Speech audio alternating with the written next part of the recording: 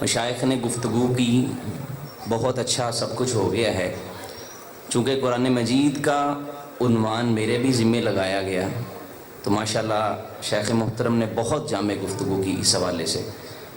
جو مدیر صاحب ہیں، کیا نام، بلال صاحب، تو ان کی ذرا علمی گفتگو تھی، ہماری ذرا جھٹکی ہوگی۔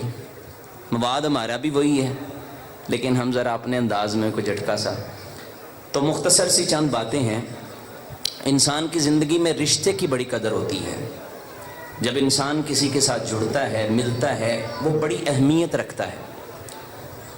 یہ خاموش ہو جائیں اگر کو دو چار باتیں کرنے کا وقت دے دیں تو۔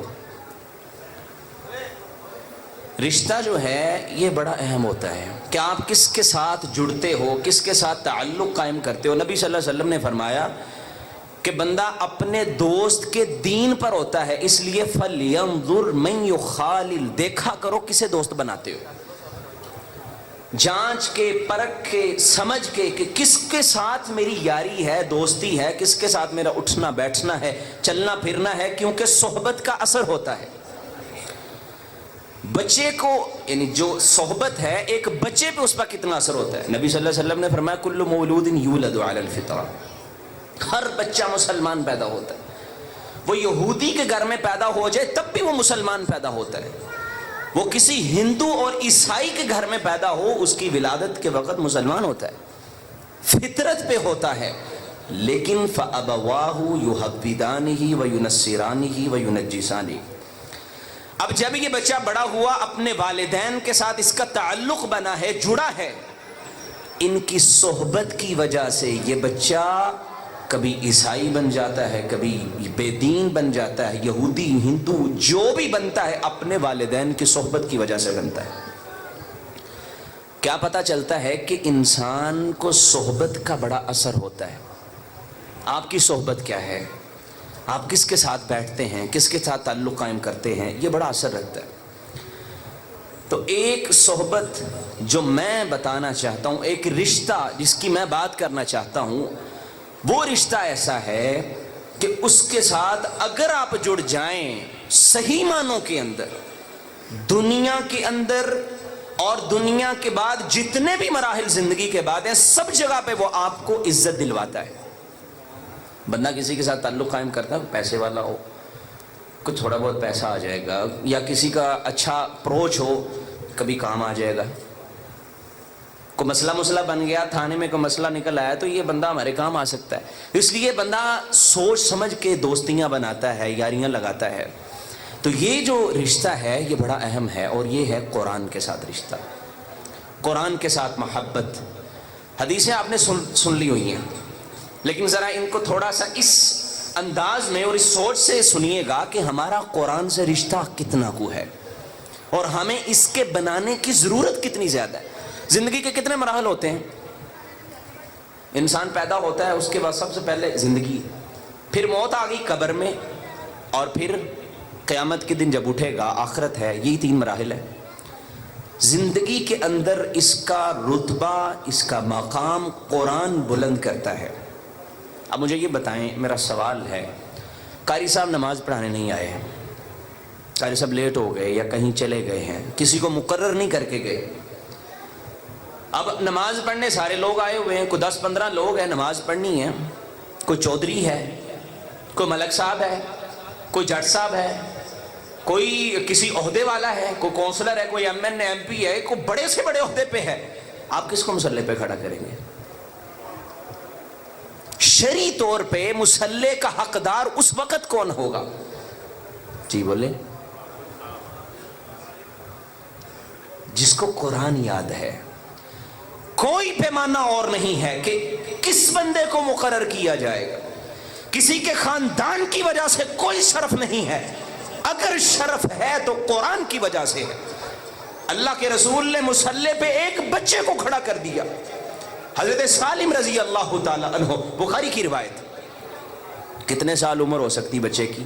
6 سال کا بچہ ہے یہاں پہ کوئی؟ 6 سال کا بچہ کون ہے یہاں؟ کوئی ہے 6 سال کا بچہ؟ کھڑا ہو ذرا۔ جی پیارے بچے، کوئی نہیں ہے 6 سال کا؟ آپ کی عمر کتنی ہے؟ 9 سال ہے یار، تم بڑے ہو، بیٹھ جاؤ۔ 6 سال کا بچہ، ذرا کوئی کھڑا، 6 سال کا بچہ ہم اسکول میں داخل کرواتے تھے پہلے دور میں، یہ دیکھیں 6 سال کا بچہ۔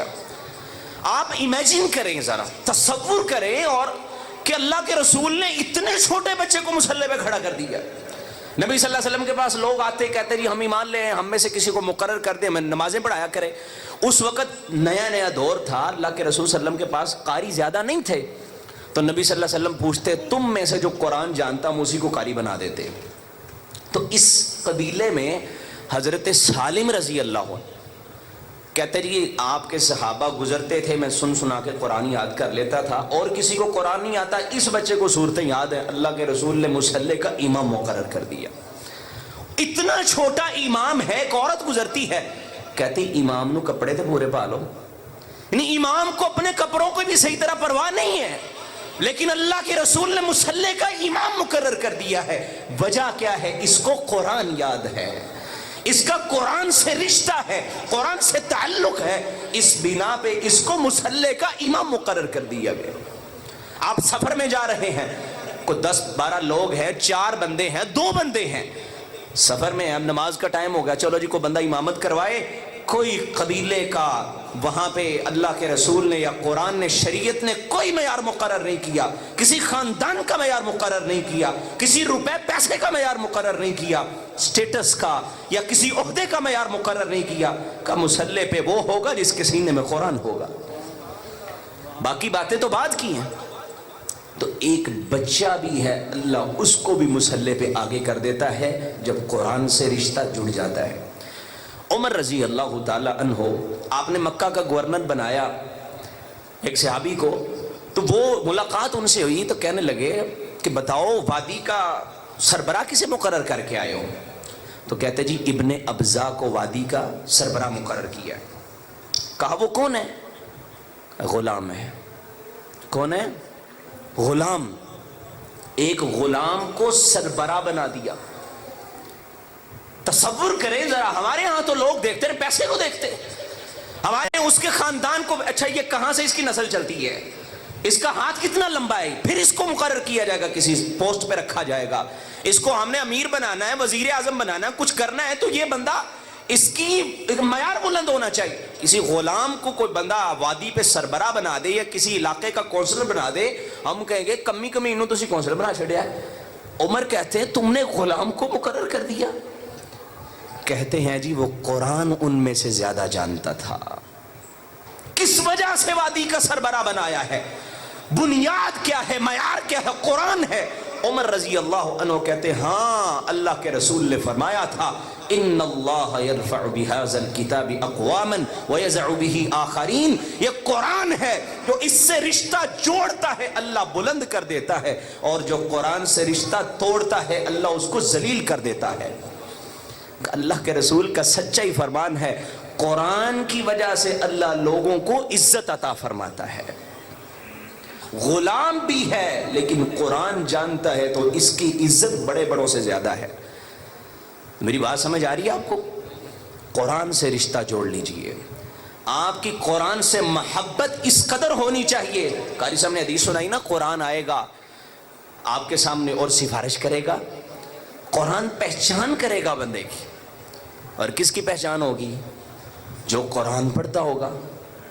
دیکھیں نا، میں آپ کے سامنے میرے خیال میں دوسری تیسری دفعہ آپ کی مسجد میں حاضری ہوئی ہے، میں اتنا نہیں جانتا آپ کو، لیکن قاری ابو ہریرہ صاحب کو آپ جانتے ہیں؟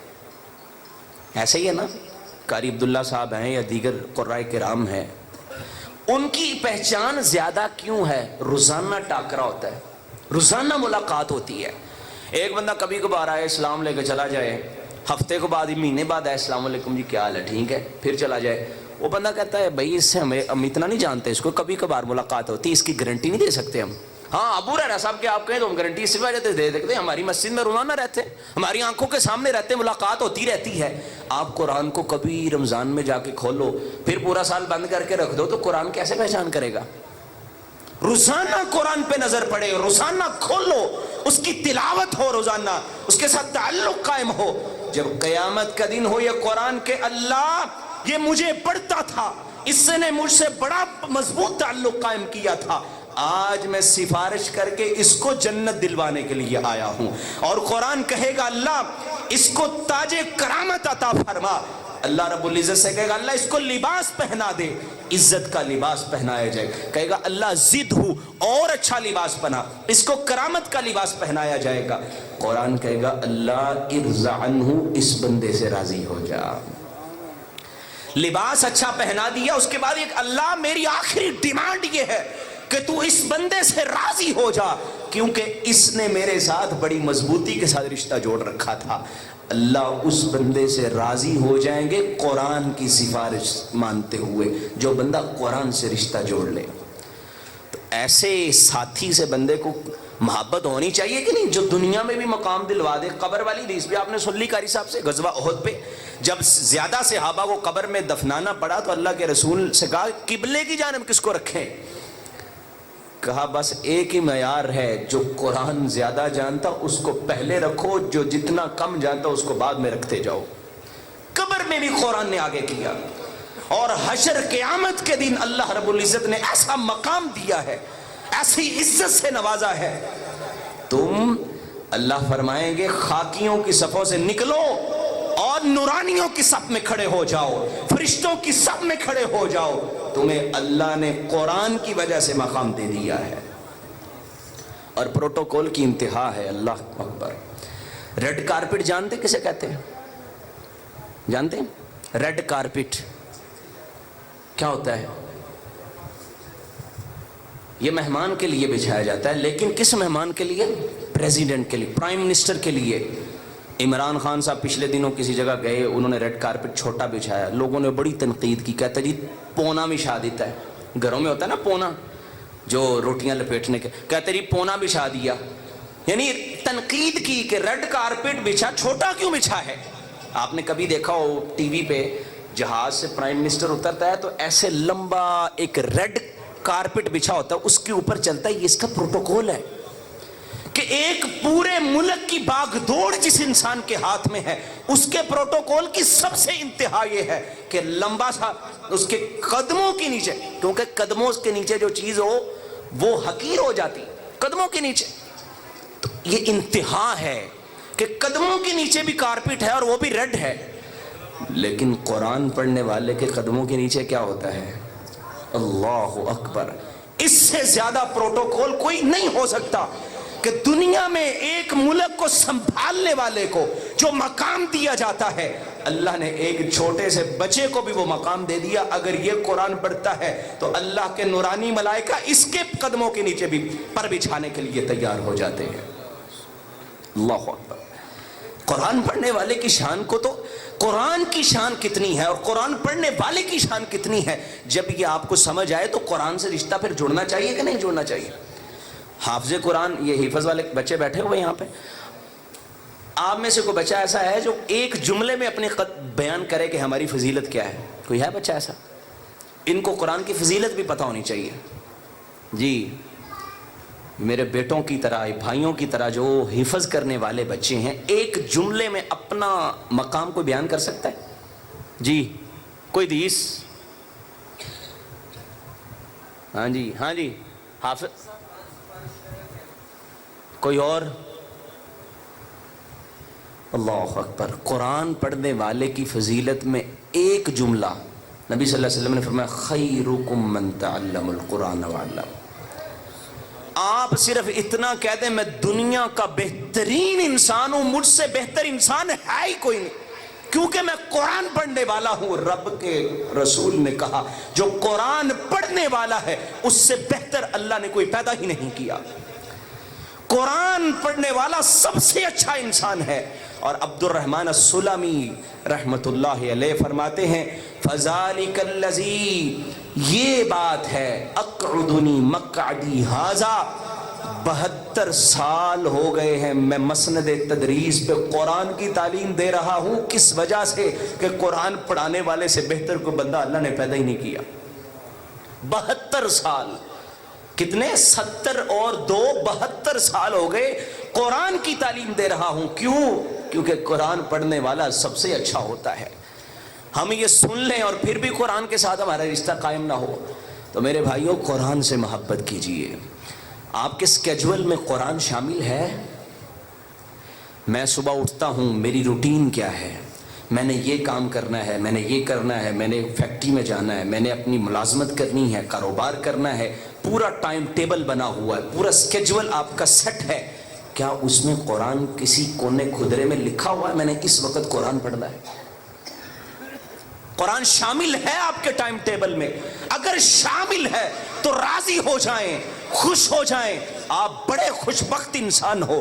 اللہ نے آپ کو توفیق سے نواز رکھا ہے کہ آپ کی آنکھیں قرآن کو دیکھنے سے ٹھنڈی ہوتی ہیں. آپ کے دن کا آغاز ہوتا ہے تو اللہ کے کلام کو دیکھنے سے ہوتا ہے. یہ بڑی خوش بختی ہے. خوش بختی کی انتہا ہے کہ آپ کو روزانہ یہ توفیق مل جائے کہ قرآن پہ نظریں چلی جائیں. اسلاف کہا کرتے تھے ہمیں شرم آتی ہے کہ پورا دن گزر جائے اور قرآن پہ نظر ہی نہ پڑے. آج کے دن میں دیکھ لیجئے کس کس نے قرآن کو نہیں پڑھا. وہ اپنے آپ کو سمجھائے اور اللہ سے توفیق مانگے کہ قرآن تو روزانہ کھلنا چاہیے، قرآن تو روزانہ پڑھنا چاہیے. اور لوگ بھی اللہ نے کیسے کیسے پیدا کیے تھے.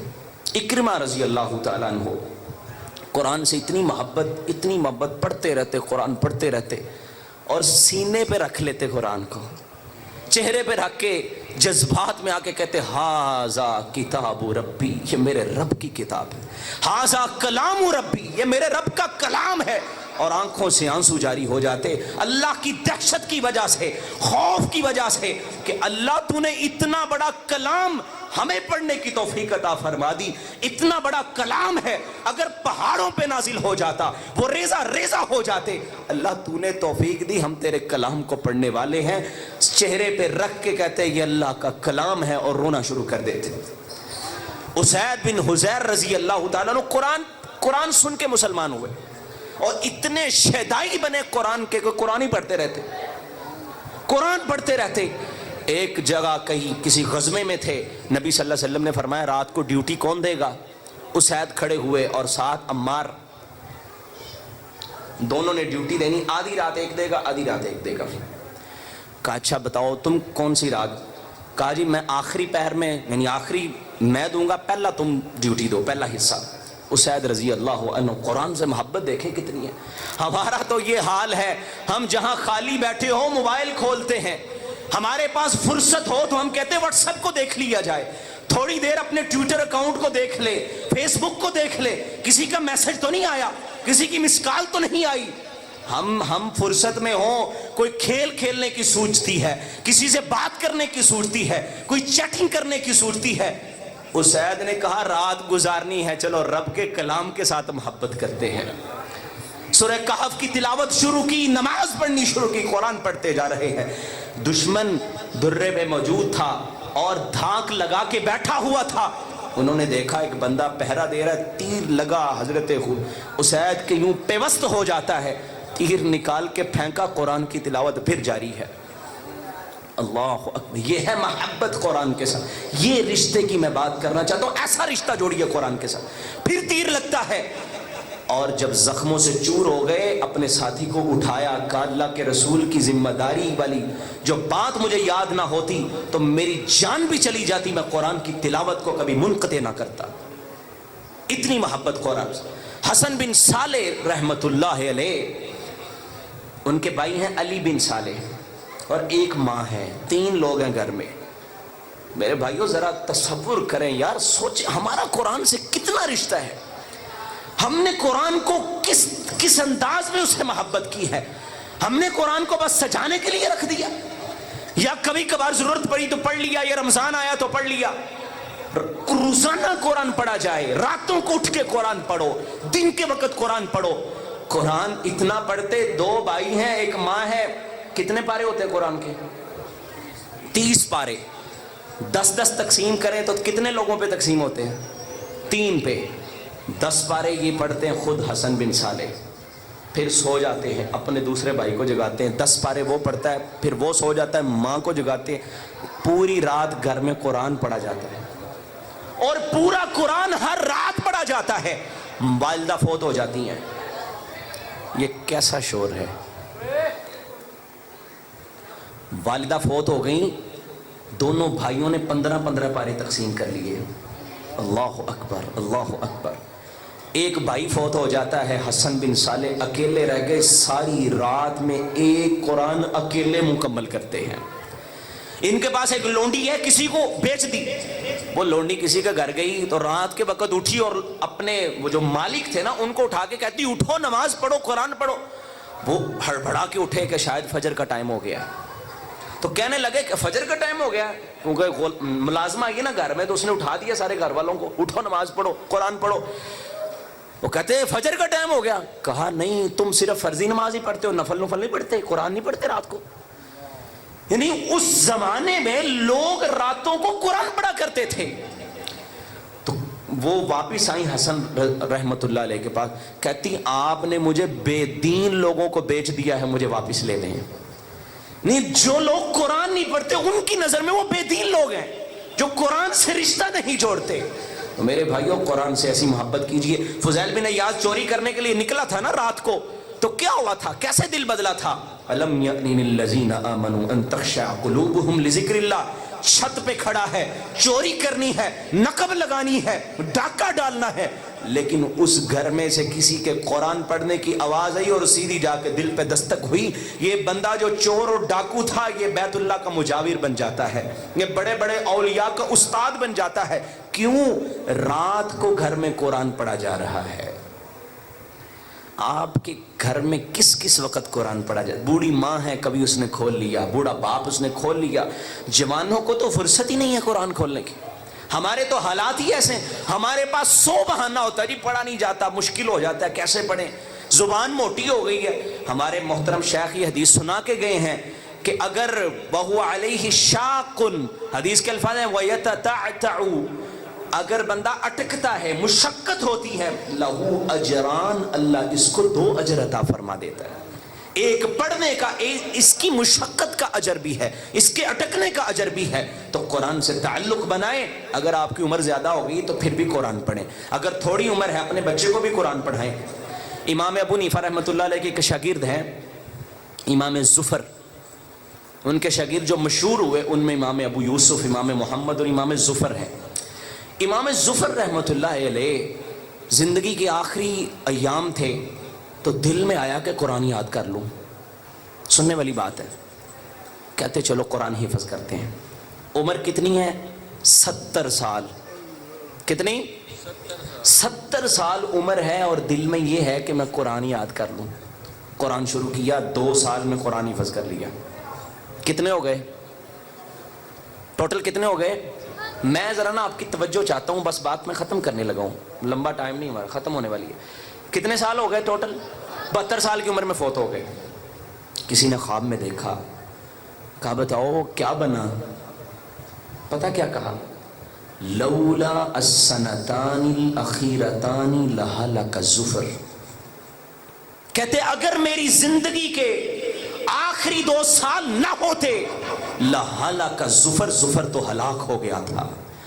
ان 2 سالوں کی وجہ سے جن میں قرآن کو پڑھا ہے، جن میں قرآن کو یاد کیا ہے، سینے میں محفوظ کیا ہے، اللہ نے مجھے جنتوں میں اعلیٰ مقام عطا فرما دیا ہے.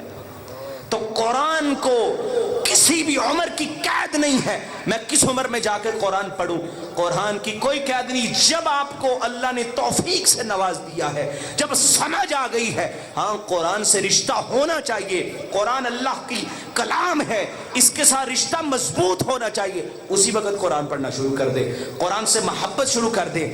اپنے ٹائم ٹیبل میں قرآن کو لازمی رکھیں اور خوش ہو جائیں یہ بچے جو حفظ کر رہے ہیں. بڑا مقام ہے ان کا. نبی صلی اللہ علیہ وسلم نے فرمایا اگر قرآن کو چمڑے میں ڈال کر آگ میں پھینک دیا جائے تو آگ اس کو جلاتی نہیں ہے.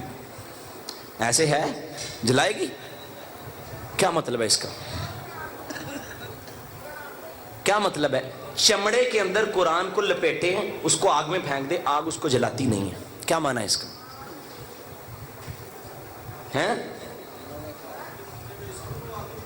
ہاں یہ ادھر سے کوئی آواز آئی، جزاکم اللہ خیر. جس سینے میں قرآن ہے، ہم بھی تو چمڑا ہے نا ہمارا، جس سینے میں قرآن ہے اللہ اس سینے کو کبھی جہنم میں نہیں پھینکے گا. اور یہ سینے جو قرآن سے منور ہیں، جن کو اللہ نے توفیق سے نوازا ہے، اپنے بچوں کو قرآن پڑھایا، یہ بچوں کا سینہ قرآن سے منور آپ نے کیا ہے، اللہ آپ کو جنت میں منور کرے گا، قیامت کے دن آپ کے سروں کو تاج پہنا کے مقرر کرے گا، اور ان تاجوں کی روشنی احسن من ضوء الشمس، سورج کی روشنی کیا ہے؟ سورج اتنا تیز، یہ لائٹ سامنے اس کو دیکھا نہیں جا سکتا، ایک دفعہ دیکھیں تو نظریں خراب ہو جاتی ہیں، دوسری دفعہ سامنے نہیں دیکھا جاتا۔ سورج کی تپش کتنی ہے، اللہ کے رسول فرماتے ہیں سورج کی روشنی بھی اس کے سامنے شرما جائے گی جو تاج اللہ رب العزت نے حافظ قرآن کے والدین کو پہنانا ہے۔ بڑے خوش نصیب ہوا جنہوں نے اپنے بچوں کو قرآن کی تعلیم دی ہے، جنہوں نے اپنے بچوں کو قرآن سکھانے کا ارادہ کیا ہے۔ آج لوگ کہتے ہیں بچہ پیدا ہوگا میں اس کو یہ بناؤں گا، میں اس کے ساتھ یہ کروں گا، پہلے سے نام سوچ لیے جاتے ہیں، ہیرو کے نام پہ لوگ نام رکھتے، فلاں ایکٹر کے نام پہ نام رکھنا ہے، اور وہ مائیں کتنی خوش نصیب ہیں، وہ باپ کتنے خوش نصیب ہیں جن کی یہ خواہش ہوتی ہے اللہ اولاد دے گا تو ہم اپنی اولاد کو قرآن کے قاری بنائیں گے، ان کے سینوں میں قرآن محفوظ کرائیں گے۔ اور میرے بھائیوں، قرآن یاد کروانے والوں کو اللہ والدین کو محروم نہیں کرتا۔ عبد المنان وزیر آبادی رحمت اللہ علیہ بہت بڑا نام ہے، قاری صاحب تو جانتے ہیں، اور جو دین سے ذرا جو مدارس سے تعلق رکھنے والے سب کو پتا ہے کتنا بڑا نام ہے عبد المنان وزیر آبادی رحمت اللہ علیہ۔ کہتے ہیں ہم 7 بھائی تھے، سننے والی بات ہے، بڑی توجہ والی بات، ہم 7 بھائی تھے، 6 بڑے ٹھیک ٹھاک تھے، ابا جی کا بڑا بزنس تھا، میں نبینا تھا۔ ہمارا بھی رویہ یہی ہوتا ہے، ہم کہتے ہیں اچھا یہ بڑا انٹیلیجنٹ ہے، یہ بڑا پڑھنے والا بچہ ہے، یہ بڑا ذہین ہے، فطین ہے، اس کو انجینئر بناؤ، یہ بھی بڑا انٹیلیجنٹ ہے، اس کا ذہن بڑا ہے، یہ بڑا چیزوں کو ایکسپٹ کرتا ہے، اس کے کنسپٹ بڑے کلیئر ہو جاتے ہیں، اس کو ہم نے ڈاکٹر بنانا ہے، یہ بچہ جو ہے یہ بڑا قابل ہے، اس کو ہم وکیل بنا دیتے ہیں، اس کو فلاں افسر بنا دیتے ہیں، یہ کند ذہن ہے، چلو انہیں مدرسے پڑھا دو۔ ایسے ہوتا ہے کہ نہیں ہوتا؟ یہ معذور پیدا ہو گیا ہے، چلو انہیں مدرسے کال دو، تو فری دیا روٹیاں کھائے گا۔ یہ نابینا ہے، جاؤ اس کو مدرسے میں ڈال دو، کاروبار تو کر نہیں سکتا، ایک کام تو کرے گا، مدرسے میں چلا جائے۔ ہمارا معیار کیا ہے؟ ہم اچھی چیز رب کو نہیں، ہم کہتے چلو یہ عبد المنان وزیر آبادی کہتے ہیں میں نبینا تھا تو مجھے والدین نے حافظ قرآن بنا دیا، بخاری کے استاد بن گئے۔ جب باپ، ان کے باپ بھی خواب میں ملے، کسی نے پوچھا بتاؤ کیا ہوا، اور یہ خواب جو ہیں نبی صلی اللہ علیہ وسلم نے فرمایا یہ بھی ایک نبوت میں سے ایک بشارت ہوتی ہے، دنیا میں خواب آ جانا، نبوت جیسے نبوت کا بھی ایک حصہ ہے نا، خواب کے ذریعے اللہ وحی بھیج دیتا ہے۔ تو کہا جی کیا حالات ہیں؟ کہتے کاش میرے ساتھ کے ساتھ بچے نبینے ہوتے، میں سب کو قرآن پڑھا دیتا۔ اللہ اکبر، یعنی اس ایک کی وجہ سے جس کو قرآن پڑھایا تھا اللہ نے بلندیاں عطا فرما دی، اللہ نے بہت نواز دیا ہے۔ تو بات مختصر کرتے ہیں، بات ختم کرتے ہیں، اپنے بچوں کو بھی قرآن پڑھائے۔ ہمارا رویہ بڑا عجیب ہوتا ہے، ہم کہتے ہیں دنیاوی تعلیم سے پیچھے نہیں رہنا چاہیے، اس کی پوری ہر چیز کو دیکھا جائے گا، اس کی پروگریس رپورٹ چیک ہوگی، یہ غلطی تو نہیں کرتا، یہ چھٹی تو نہیں کرتا، اس کی پڑھائی میں کہیں کمی تو نہیں ہے، پورا چیک اینڈ بیلنس ہے۔ اور بچہ مسجد میں نہیں آتا، کوئی بات نہیں ہے، وہ قرآن کے بعد بھی پڑھ لے گا، ستا رہنے دے، کوئی نہیں، مسیطیں نہیں جاتے، قاری صاحب اعلان کرتے ہیں فجر ہو گئی ہے بچوں کو بھیج دیں، ہم نے ناظرہ پڑھانا ہے، اور کوئی گال نہیں، ستا رہنے دیں۔ سکول میں نہیں، ادھر چھٹی نہیں ہونی چاہیے، اس کے نمبر کم ہو جائیں گے۔ میرے بھائی آپ کو آخرت میں جو اس نے نمبر لے کے دینے ہیں نا، خود تو لے گا ہی لے گا، آپ کے نمبر بھی زیادہ کروائے گا، وہ اس قرآن کی وجہ سے کروائے گا۔ تو قرآن کی طرف زیادہ توجہ کیجئے، قرآن سے رشتہ جڑنا چاہیے کہ نہیں؟ پھر قرآن دنیا میں بھی بلند مقام دیتا ہے، قبر میں بھی، آخرت میں بھی، ہر جگہ جو ساتھ دے اس کے ساتھ رشتہ مضبوط ہونا چاہیے۔ ایک واقعے پہ میں بات ختم کرنے لگا، آخری بات، کچھ والدین بڑے خوش نصیب ہوتے ہیں، کچھ مائیں بڑی خوش نصیب ہوتی ہیں، اللہ کرے ایسے والدین آج بھی پیدا ہو جائیں، اللہ کرے قرآن سے ایسی محبت آج بھی ہمیں پیدا ہو کہ ہم اپنے بچوں کو قرآن والے بنائیں۔ امام محمد بغدادی رحمت اللہ علیہ، بس آخری بات ہے، توجہ سے سنیے گا، سننے والی بات ہے۔ ان کے والد گرامی کی خواہش تھی کہ اللہ بیٹا دے گا تو حافظ قرآن بناؤں گا. کتنی پیاری خواہش، پیاری ہے کہ نہیں؟ اللہ نے مجھے بیٹا دیا نا، میں نے حافظ قرآن بنانا. ہماری خواہش کیا تھی؟ فلاں دا منڈا دیکھا کنا پڑھ گیا، میں تو آپ دے پتر نو بناواں گا، میں نے تو وہ بنانا ہے. ان کے باپ کی خواہش تھی اللہ بیٹا دے تو کیا بناؤں گا؟ حافظ قرآن. بیٹا پیدا نہیں ہوا یا فوت ہو گئے. بیٹے کی پیدائش ہوئی، ایک تو خواہش پوری ہوگی بیٹا ہوگا، بیٹا ہو گیا. دوسری خواہش کیا تھی؟ حافظ قرآن بناؤں گا. ماں کو پتا تھا، بیوی کو پتا تھا کہ میرے خاوند کی خواہش یہ تھی، بیٹے کے ساتھ محبت ہے. مائیں بڑا کچھ کر لیتی ہیں. بیٹے کو پال پوس رہی ہے، بیٹا تھوڑا سا بڑا ہوا تو کہتی بیٹا تیرے بابا نے ایک خواہش کی تھی کہ تجھے حافظ قرآن بنانا ہے، تیری ماں تیرا باپ بھی ہے، تیری ماں بھی ہے، میں تجھے حافظ قرآن بناؤں گی. اللہ اکبر. اب زمانہ کیا ہے؟ قاری صاحب کتنی فیس ہے آپ کے حفظ کے بچوں کی؟ کتنی فیس ہے؟ 500 روپیہ، 1000 روپیہ. یہاں کو پابندی نہیں ہے کہ ہمارا کوٹا پورا ہو گیا، یہ ہے وہ ہے. سلفیہ میں چلے جائیں تو کھانا ملتا ہے، ادھر یہاں بھی ملتا ہے. یہاں تو مقامی ہے، جہاں رہنا ہو کھانا ملتا ہے. سلفیہ میں ملتا ہے، تعلیمات اسلامیہ میں ملتا ہوگا. فری کھانا دیتے ہیں یا پیسے لیتے ہیں؟ کوئی پیسہ نہیں. اس زمانے میں لوگوں کے پاس پیسہ نہیں تھا، بڑے حالات کمزور تھے مسلمان. کہا مدرسے میں بچے کو ہم پڑھا تو دیں گے لیکن روٹی کا انتظام نہیں ہے. ماں تڑپ جاتی ہے. ماں کہتی بیٹا تیرے باپ نے تجھے حافظ بنانا تھا، بنانا تو میں نے بھی ہے، روٹی نہیں ہے تو روٹی کا بندوبست میں کروں گی.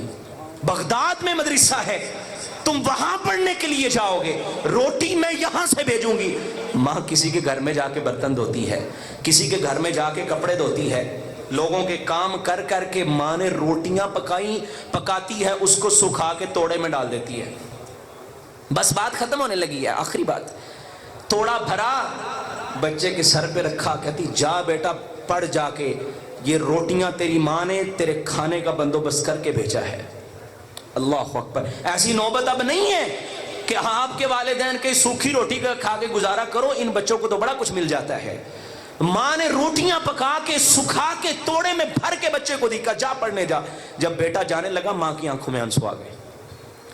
پلٹ کے دیکھا، کہا ماں جی کیا ہوا؟ کہتی بیٹا تو جا رہا ہے، تو واپس آئے تو ہو سکتا ہے یہ کانپتے ہاتھ تجھے دوبارہ پیار دینے کے لیے تیار نہ ہو. یہ راشا جن ہاتھوں میں تاری ہے، ہو سکتا ہے یہ چھریوں والا چہرہ تجھے دیکھنا نصیب نہ ہو. بیٹا دعاؤں میں یاد رکھنا. اللہ اکبر. امام محمد بغدادی کہتے ہیں میں مدرسے میں گیا، بچے اپنے اپنے سالن کھا رہے ہوتے تھے. کولی ہوتی، کٹوری ہوتی ہے، کولا ہوتا ہے نا سالن والا. کہتے بچے اس میں کھاتے، میں دریائے دجلہ کے کنارے پہ بیٹھ کے روٹی تھوڑی سی لے جاتا، دریا میں ڈبو کے کہتا اللہ تیرا شکر ہے تو نے ان کو چھوٹے چھوٹے برتنوں میں سالن دیا، مجھے کتنا بڑا برتن عطا فرما دیا ہے. ادھر سے یہ پڑھتے جا رہے ہیں، ادھر سے قرآن حفظ ہوتا جا رہا ہے. توڑا روٹیوں کا ختم ہوا، بیٹے نے قرآن مکمل کر لیا. واپس آیا، دروازے پہ تالا لگا ہوا ہے. اللہ اکبر. امام صاحب کہتے ہیں یہاں ایک مائی رہتی تھی. کہنے والوں نے کہا وہ تو اللہ کے پاس چلی گئی ہے. قبر پہ گئے، دعا کی اللہ میری ماں اور باپ سے ملا دے، کیا حالات ہے. خواب میں ملے، کہا بیٹا تجھے قرآن دے کے آئے ہیں، اللہ نے جنتوں میں مقام عطا فرما دیا ہے. اس قرآن کی وجہ سے اللہ نے ہمیں نواز دیا ہے. تو میرے بھائی بچوں کو بھی قرآن پڑھائیے، خود بھی قرآن پڑھیے. یہ بڑی اچھی کلام ہے، یہ رب کی صفت ہے. اس کے ساتھ محبت کیجئے، اللہ آپ سے محبت کرے گا. اور قرآن والوں سے محبت کیجئے، اللہ پھر بھی آپ سے محبت کرے گا. آپ کے غموں کو دور کرے گا، پریشانیوں کو دور کرے گا. نبی صلی اللہ علیہ وسلم نے فرمایا ایک بندہ دعائیں کرتا رہتا ہے، اللہ اس کی دعا کو قبول کرتا. دعا کرنے کی وجہ سے ایک کچھ نہیں مانگتا، قرآن ہی پڑھتا رہتا ہے، اللہ قرآن پڑھنے کی وجہ سے اس کی ساری دعاؤں کو قبول فرما لیتا ہے. اللہ ہم سب کو قرآن سے محبت کی توفیق عطا فرمائے، قرآن سے مضبوط رشتہ جوڑنے کی توفیق عطا فرمائے، اپنے بچوں کو قرآن پڑھانے کی توفیق عطا فرمائے. میں شکر گزار ہوں قاری صاحب کا کہ انہوں نے بابرکت مجلس میں مجھے وقت دیا، اور میں ڈھیروں مبارکباد پیش کرتا ہوں. آپ لوگوں کو جن کے قریب بچے پڑھ رہے ہیں، انتظامیہ والوں کو، قاری ابو ہریرہ صاحب کو، جو حفظ کے اساتذہ ہیں ان کو، کہ ان کی کاوشوں کی وجہ سے اللہ نے یہاں قرآن کا بھی ایک بوٹا لگا دیا ہے، اور یہ اللہ کرے قیامت تک جاری و ساری رہے، صدقہ جاریہ بنا رہے۔ آپ لوگ بھی قرآن والوں سے محبت کیجئے، قرآن سے بھی محبت کیجئے۔ اللہ ہمیں قرآن کا ساتھ نصیب فرمائے، قرآن والوں کا ساتھ نصیب فرمائے، ہمیں ایسا بنائے کہ قرآن ہماری سفارش کرنے والا بن جائے۔ اللہ رب العزت آپ کا بیٹھنا قبول فرمائے، ہمارا آنا قبول فرمائے۔ اقول قولی ھذا وآخر دعوایا ان الحمد للہ رب العالمین۔